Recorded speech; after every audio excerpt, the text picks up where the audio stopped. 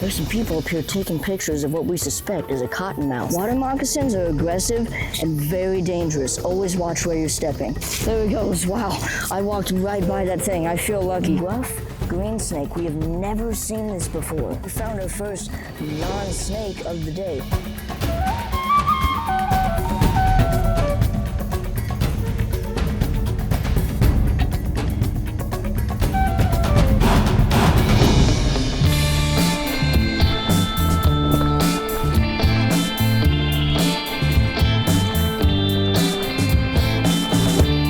We've found our first specimen of the day, another water moccasin, but it's the bigger one we're looking for. This is a good sized one. As you all may know, it's day 2, and it's also Jameson's birthday. He just turned 14 today. You know, I couldn't think of a better place to be spending it.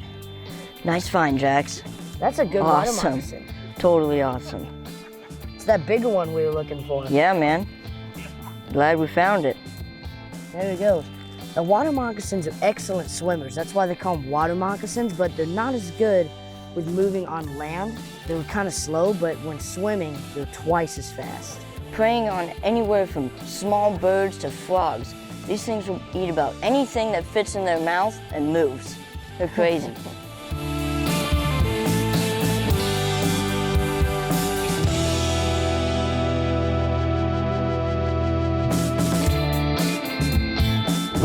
Look at this, everyone, right along the trail. There's this tiny little snake. I can't tell if it's a smooth earth snake or a blackhead snake. It's something like that. Man, James, was that a tiny snake or what? Now, I'm not fully sure what kind of snake it was, but I believe it was a smooth earth snake. Now, the key to finding snakes during this time of year on Snake Road is to explore it from about 12:30, all the way to about 5, 6 o'clock. That's gonna give you the best chance to see snakes, because as you know, they're cold-blooded, so they need that warmer temperature, and when the sun is just at the right angle to hit the road, that'll give you the best success. Let's head down the road, maybe check some swamps and brush. Hopefully we'll get lucky. All right, James. Man, James, this is our second big water moccasin of this trip. Yeah, he was just rattling his tail. Now, you often see water moccasins do that to imitate rattlesnakes. It makes them look tough and more threatening to a possible threat.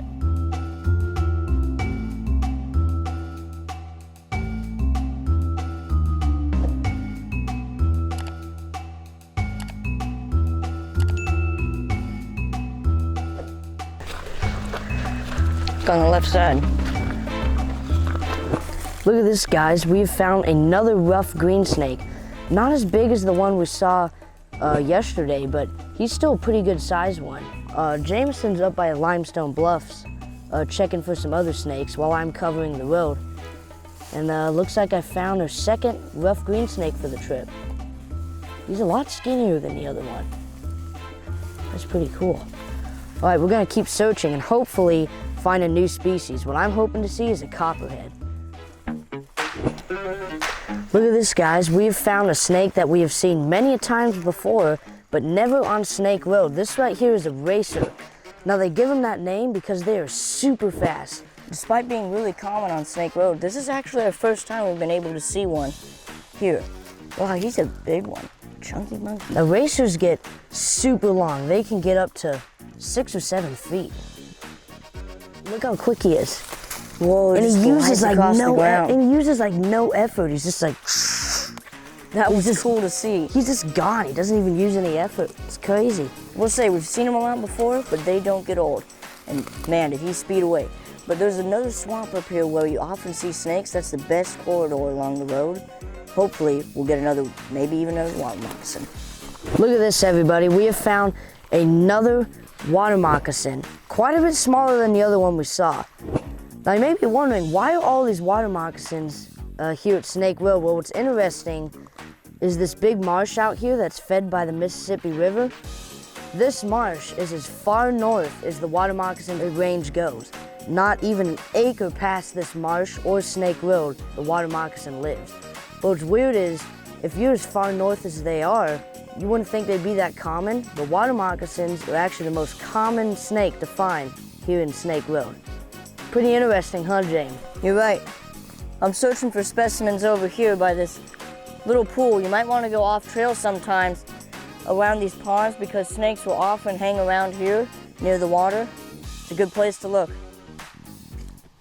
Now look at this, we have found another new species of snake. This is a smooth earth snake. Now I'm not sure why they call it an earth snake, but they call it the smooth earth snake because the skin is very smooth. It's like silk.